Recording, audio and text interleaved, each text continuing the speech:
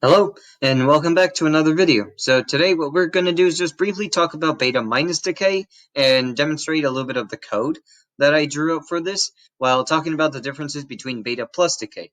And if you don't know what beta minus or beta plus decay is, I will link the code and some articles for you to read about it in the description below to get a catch up.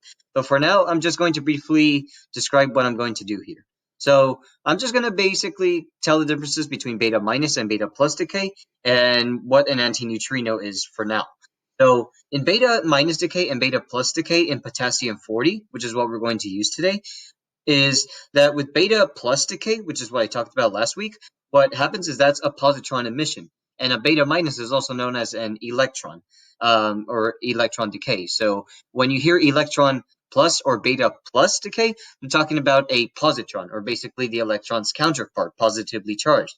Well, a beta minus decay is just basically saying an electron that is negatively charged, or the electron that you normally find in your chemistry textbooks in high school class.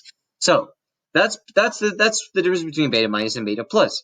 So, but what gets emitted specifically in beta minus and beta plus?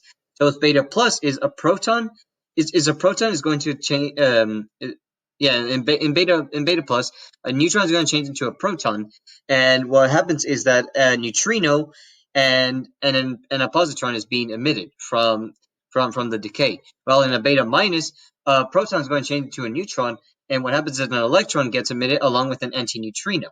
And an antineutrino is around weighs around 500,000 times less than the electron. That is very light. And because it's so light, we don't really measure that in kilograms, but we use something that's called electron volts. So now I'm going to just talk about the code real quick. There isn't that much change, but there is something that will tip the graph when we actually plot this, and that's the probability here. So with the probability in beta plus decay, we mentioned it was 10.72%.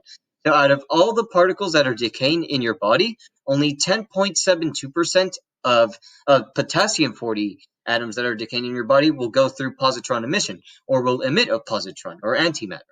But most of the time, when potassium 40 decays in your body, 89.28% of those atoms will go through beta minus decay, or just basically emit a normal electron, but also emitting out an antineutrino.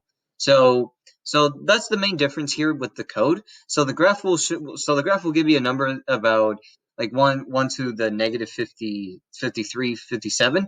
And the reason it's that low normally when I did the calculations, it would be something around 10 to negative 37 kilograms. But right here, we're calculating for a minute. We're trying to see how many antineutrinos are being emitted from your body in a minute.